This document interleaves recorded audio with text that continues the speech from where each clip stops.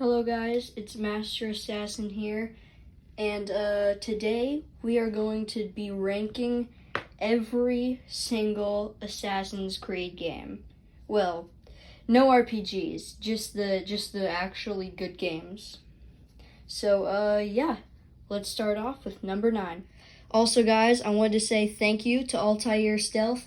He gave me permission to use some of his footage in this video. So, thank you, Altair Stealth, and time to actually rate the Assassin's Creed games. Number 9, Assassin's Creed Syndicate. Now, I know the screen's black, it's on purpose. I decided not to record some footage for Assassin's Creed Syndicate. Not because I was lazy, just because, I wanted to spare you guys the mental brain damage that would have been watching the Assassin's Creed Syndicate combat. So, yeah, the Assassin's Creed Syndicate is just no. It's just no. So we're just gonna move on to number 8. Number 8, Assassin's Creed Revelations. I know, Assassin's Creed Revelations does not deserve to be number 8. But there's some specific reasons why I gave it number 8. Number 1 being the replayability. I feel like I have 3 saves on this game, and I've only completed 1. The first one, of course, I've completed. The second one, I'm still at, Masyaf Castle. I just couldn't bother to complete the whole game again. And then I had a third save where I'm just arriving at Constantinople. I mean, I couldn't replay this game. It sucks because, this game was super good the first time I played it. It was super good. I love Constantinople. I love Cappadocia, I think it's pronounced. It's just an overall great game, but the other ones on these lists are just super good. But speaking of setting, Constantinople, I like it, like I just said, but it's not memorable. Like, there's a lot, like, I can name a couple other settings in Assassin's Creed that are way more memorable and all that, but it's just, this one doesn't have that much color. It's not memorable, it doesn't have much color, it's super big. I remember every time there was a new mission, I'd most of the time have to go and cross the entire map, multiple times. It was so annoying. I hated it, but it's still a good map, I guess. In the final sequence where you go with Sophia to Masyaf Castle to open up the library, it's such a good scene. You get to meet Altair. The entire scene is so cool because Desmond, Ezio, and Altair are all connected, and they're kind of in the same room. Because, as you know, Desmond is in the Animus. He's not actually in the room. But, of course, you already knew that. So, it's just super cool. The modern day in this game is pretty much non-existent. So, not much to talk about for the modern day. And lastly, I think this is the perfect ending to Ezio's journey. It cuts all loose ties, everything's all done. It's perfect for an ending. And at the end, where you get those flashbacks of Altair before he dies in Masyaf Library, it's pretty cool. So, yeah. That's it for Revelations. Moving on to number 7. Number 7, Assassin's Creed 2. Now, again, I hate to put this game at number 7. It's just Assassin's Creed 2. It's the beginning of Ezio's journey. I can't believe it's number 7 to me, but it's just the other games are so much better, and there's a couple reasons why I gave this number 7, of course. Now, first, a couple weeks, maybe a month ago, I replayed Assassin's Creed 2, and I ended up not completing it because, the entire game, it was super good, except for, I think it's like sequence like 13, the Forley and the Forley and the Bonfire of the Vanities DLC. It's, oh my gosh, you have to, so you get to like a super good part, and then it just stops you.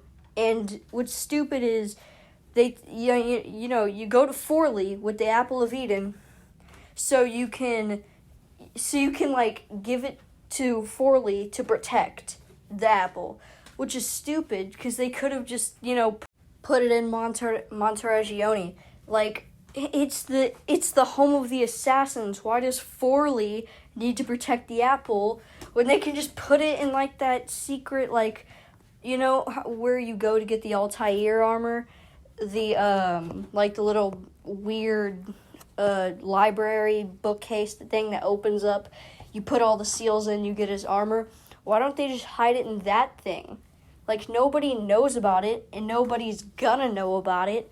So, like, why did they have to put it in Forley?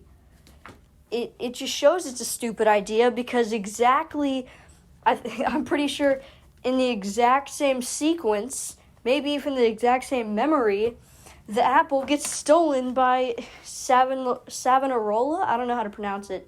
Savonarola. It's something like that. I don't know. I just don't get it. And what's even more stupid is because of that stupid thing, Savonarola takes over Florence with the apple. How do you let that happen? How do you let a Templar take the apple and take over a city? Why? I don't get it, man. But anyways, after you kill all 9 of Savonarola's lieutenants and do that, you finally get back into the action, and you go and you storm the Vatican. Ezio just decides, let's storm the Vatican. Like, technically, it's a pretty stupid idea, but, it's Ezio, so, like, no one's gonna stop him. Especially if that took place in Brotherhood, definitely nobody's gonna stop him. There's no stopping Ezio.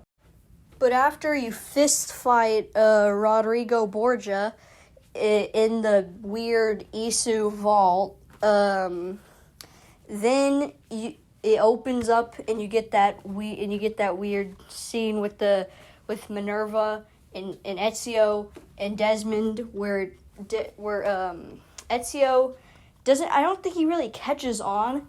Then I think it takes him actually till the end of Revelations to realize he was just a conduit for Minerva and the Isu's message to Desmond. Now on to AC2's setting. AC2's setting is pretty good. There's multiple maps. I'm usually a city game kind of guy, so just like one. So as I was saying, I'm a city game kind of guy. So I only like one setting for a game, but the setting in Florence and Venice and all that, it's super good. It's all colorful. It's a really nice setting. So yeah, that's it for AC2. Moving on to number 6. Number 6, Assassin's Creed Rogue. So I feel like Assassin's Creed Rogue is really underrated, but I feel like everyone does. Or at least most people do. It came out on the same day as Unity, which kind of is like a very stupid idea.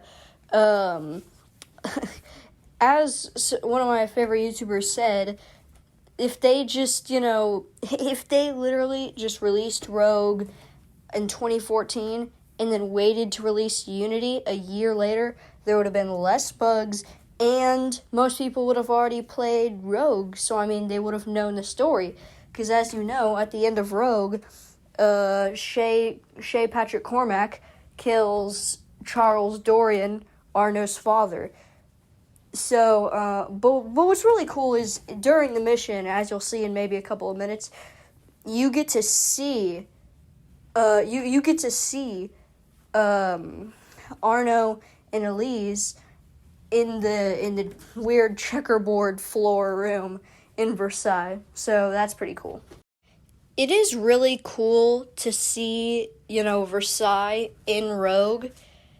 I mean, it looks the exact same, which is pretty cool, except for Rogue looks a lot worse because it's not next gen. Well, when Unity came out, that was next gen. Technically, it's last gen now, but yeah, you know what I mean.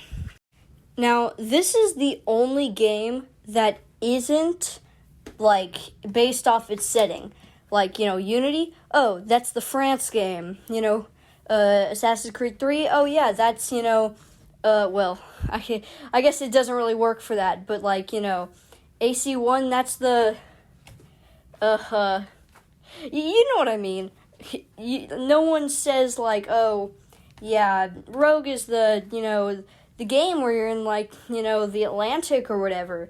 It's the Templar game. It's the Templar game. But being a Templar in this game doesn't really feel like a Templar. It just feels like, it just feels like I'm an assassin, but they say I'm a Templar. It's complicated, but I feel like you know what I mean. Now, there was a part where I decided not to complete the game. Of course, I completed it now. I mean, you're watching me complete the game in the video. But basically, at first, I decided, I don't really like this game. And I decided to play again. And then I got to sequence 6, memory 4, Cold Fire. I think it was called Cold Fire, where you have to find and kill La Vérendrye, I think, or something like that. And I remember this level being so hard. It took me like maybe an hour or two.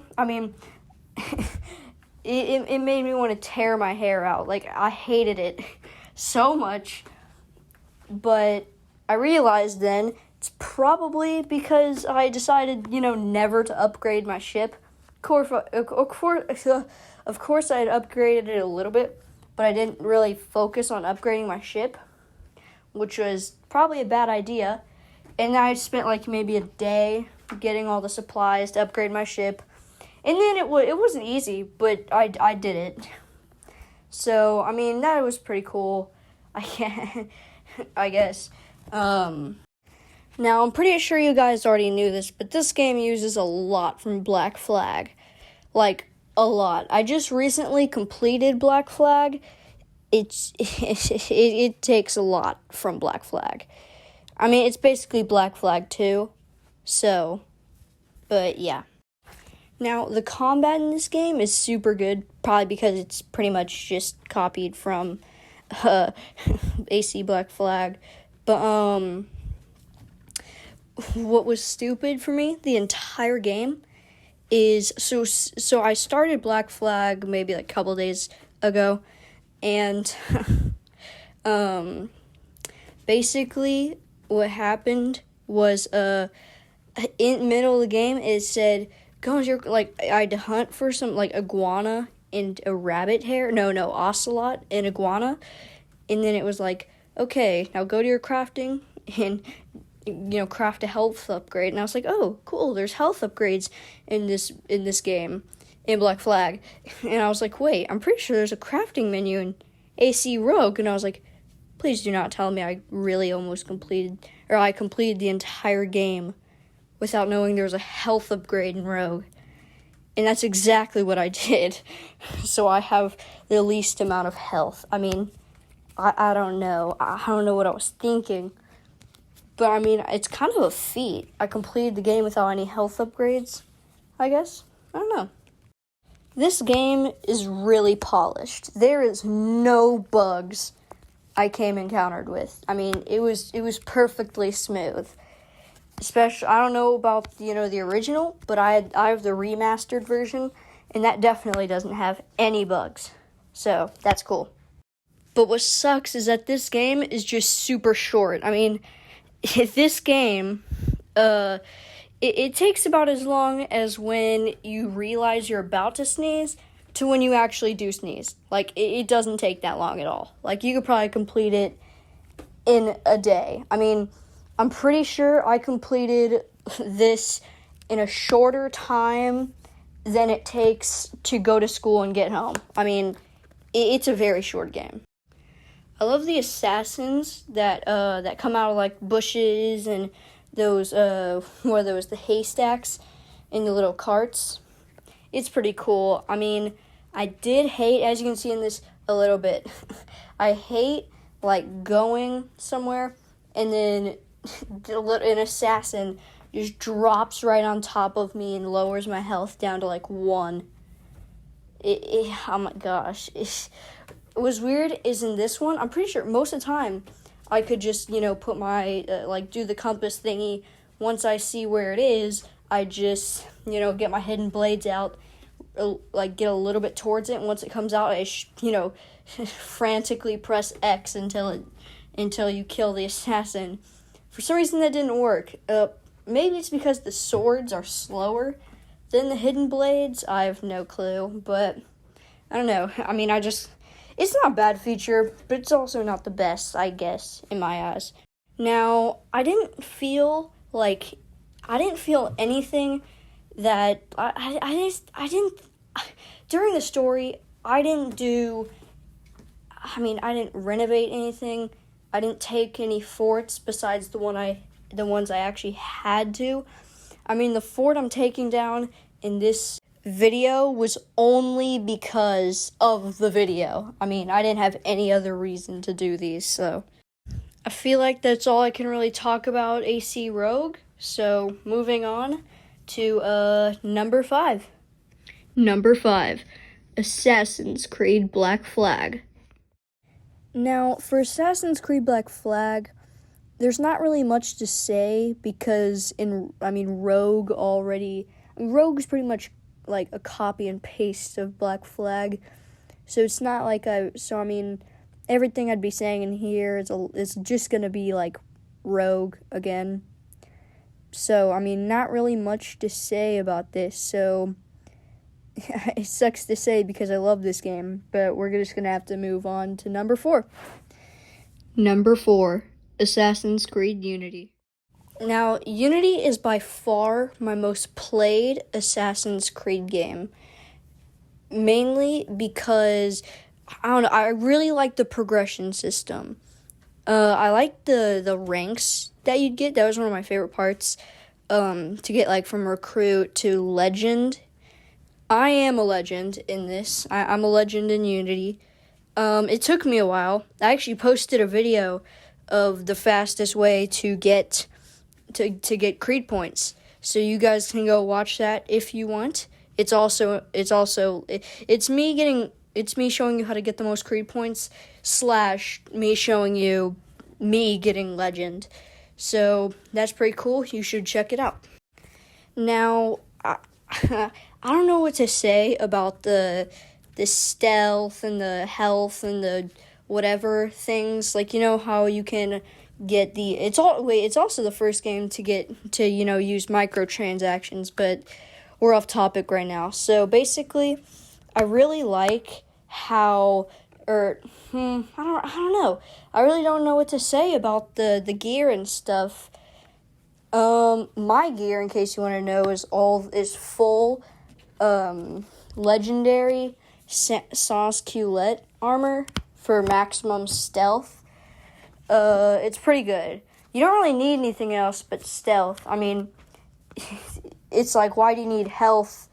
Like, one of the other attributes is health, and it's like you don't need much health if you stealth correctly, I guess. I love France. France is a really good setting for Assassin's Creed. I hate that Syndicate, I don't know if I already said this, but Syndicate basically copy and pasted Assassin's Creed Unity's rooftops. I think I've already said that, but still, it's like, why'd they have to do that? Now, this game has a really hard level. I think it was assassinating Latouche. I think it's a super hard level. It took me so long to figure out how to beat it, But once you figure it out that first time, it's so easy. Like, I'll replay that every now and then. I can complete it in, like, I think the fastest time I've completed it is 45 seconds. Like, if you get good enough armor, you can just run up there, kill a Touche, and then run out. And also, our special thanks for this video, Altair Stealth. He made a video titled, The Hardest Assassin's Creed Mission. It is, I can't show any footage because I didn't get permission to do that, but you guys gotta check it out. It's a really good mission, and it's really entertaining. So yeah, go check that out. I'll link his channel in the description and in the comments. So if you want to check out his channel, either search it up or click the link to go check it out. But the combat in this game is pretty good. I'd say it's pretty good. I don't know. It's just good. That's all you got to say about it. It's just good, to me at least. Now, I know a lot of people are going to get mad because this is, number 4, and everyone's going to say, oh, but it's super buggy. I haven't encountered even one bug. No bugs. Well, I've had a couple of bugs, but it was like way after I already completed the game. So if you just want to complete the game, and just, quit forever, you won't encounter any bugs, or at least I didn't. I've encountered like maybe 5 where it just lagged out and maybe crashed towards like a little bit before I got Legend. And that's like 100 days of progression to get Legend. So you could definitely just play it and not encounter any bugs. And I feel like that's it for Assassin's Creed Unity. Moving on to number 3. Assassin's Creed Brotherhood. Now, I think the best thing in Assassin's Creed Brotherhood is probably the combat. Now, I know, like, a lot of people think, like, oh, Brotherhood's combat is mindless. It's so easy. All you have to do is hold down RT and X and counter kill everybody. But, technically, you're kind of right, because you can just do that. But it's kind of what I like about it. Not that it doesn't take much work, more that it's like, Ezio has done, like 20 years of training. He is a Templar killing machine, and now he just carves through Templars. Especially with the chain kill, it's so cool. But I also think you're kind of wrong, too, because, you don't have to play that way. You don't have to only counter kill. You really don't have to play like that. That's just how you're playing, and then you get mad at the game for that. So I feel like there's 2 sides to it. But anyways, on to the setting. The setting for this game is awesome. Rome was perfect, especially after they ended AC2, after storming the Vatican. It's super cool because it starts off right where you left off, just like AC1. Because remember, at the end of AC1, you see that weird, like, blood thing that Subject 16 left. And then AC2 starts right exactly after you see that. Like, it starts off the second you ended AC1, and then AC2 ends and AC Brotherhood starts the second AC2 ends. It's super cool. And for a game that was released in 9 months, it's insane. This game I probably spent the second amount of time on. I have bronze on every single training, whatever training thingy. And I have basically every single outfit except for the Borgia cape. Every single one. But what's cool is having the assassins that you can, train and stuff and increase their armor and give them different weapons. That's one of my favorite parts. I spent a ton of time renovating every single building in Rome, doing every single key of Romulus chamber, and I also did every single... What I meant to say was, I completely maxed out all my assassins. Every single one of my assassins in Assassin's Creed Brotherhood are full armor, whatever the max weapon is. They're master assassins, basically. So that's pretty cool. This game is most people's favorite Assassin's Creed game. And to be honest, I can see that. I mean, it's probably the perfect sequel ever made. I mean, it's the best. I mean, it's one of the best Assassin's Creed games. It was my favorite for a long time. Then it was Unity, then back to Brotherhood, and now you're gonna see it in a couple minutes. But yeah, this game is just, it's so cool, and I think mostly everybody thinks that. The graphics are a lot better than AC2, and I don't know, that's basically it. The graphics are a lot better. I have the Ezio collection, which is basically on the Microsoft Store, whatever thing. It basically just gives you all 3 Ezio games, and then the Assassin's Creed Lineage and Assassin's Creed Embers, which are like movies. So basically they remastered every single game, and I mean, I haven't played the originals, so I have no clue what they looked like, but now they look sick. That's it for Assassin's Creed Brotherhood. So now we're moving on to number 2. Number 2, Assassin's Creed 3 Remastered. Now, this game, it has super good graphics. That's one thing.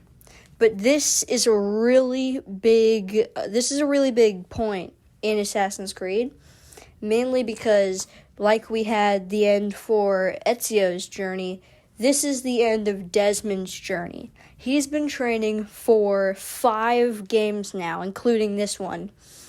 In the beginning, it tells you Desmond has the knowledge of Altair, the experience of Ezio, and I'm presuming the strength of Connor Kenway, which means he is most likely the best assassin to ever live, unless in the modern day or something like that there happens to be someone better than that, which I highly doubt.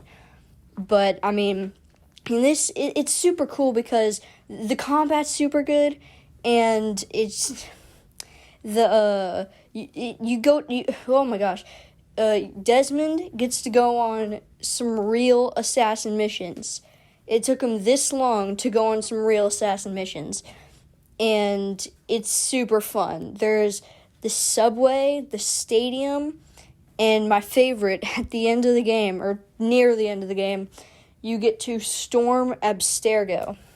And it's really cool because it just tells you how, Desmond is the best assassin to ever live, or the most skilled, more accurately, to ever live. I mean, he just walks into Abstergo and kills everybody, gets the apple, he already had it, and saves his dad, kills Warren Vidic, the person who had him trapped in the Abstergo headquarters, or whatever you want to call it, in Italy, I'm pretty sure it was. They trapped him in the Animus, and if you played Assassin's Creed 1, you know exactly what I'm talking about. You know who Warren Vidic is. I also love the design of the weapons. The Assassin Tomahawk is probably my favorite looking weapon, besides the Hidden Blade in Assassin's Creed.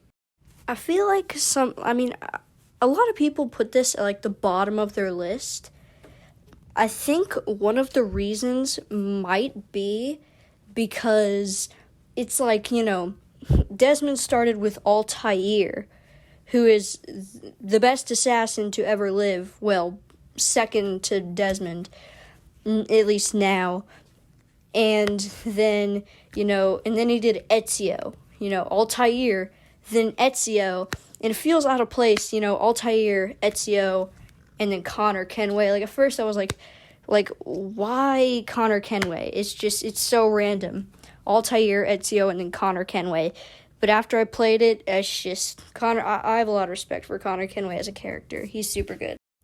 What I just realized when I was just thinking about this game was that another reason I think people put this at the bottom of their list is that Connor doesn't have any connection to Ezio, Altair, or well, I guess he has a little connection to Desmond, but that's pretty much it. I mean, there's no scene where, Ezio is connected with Altair, Connor, and Desmond, or, Connor connected with, it's literally just Connor. But still, I feel like that doesn't ruin my experience in this game. So I still just love this game. And there's no glitches, not that I encountered with. And my favorite part of the game, the homestead missions. Oh my gosh. If you have played Assassin's Creed 3 and you've played the homestead missions, it makes Ravensthorpe in Assassin's Creed Valhalla the most boring city. It makes it feel like a ghost town. I mean, the homestead missions, they're perfect. This video has a lot of spoilers, of course, because we're ranking the entire game, or all the games, but I'm not going to spoil the homestead missions for you because they're just too good. I can't. And the inventions, the homestead inventions, they're okay, I guess. I mean, I think there's an upstairs room where you can see them. I have the Leyden jar, I think it is. And then I have the steam oven and the electrostatic generator. I mean, it's kind of dumb because you have to go around just collecting almanac pages. I feel like there was just any other way to do it, but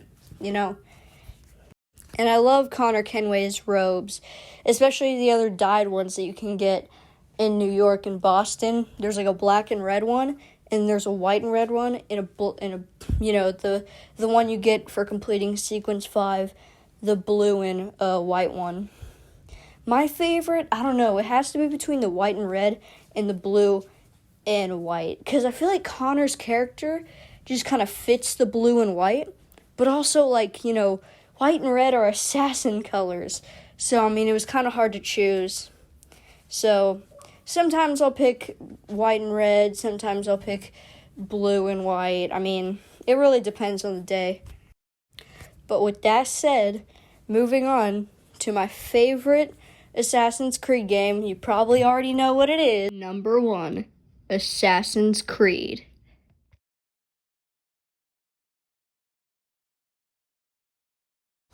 This is by far my favorite Assassin's Creed game. Now, one of my favorite parts is that the combat. The combat is super good.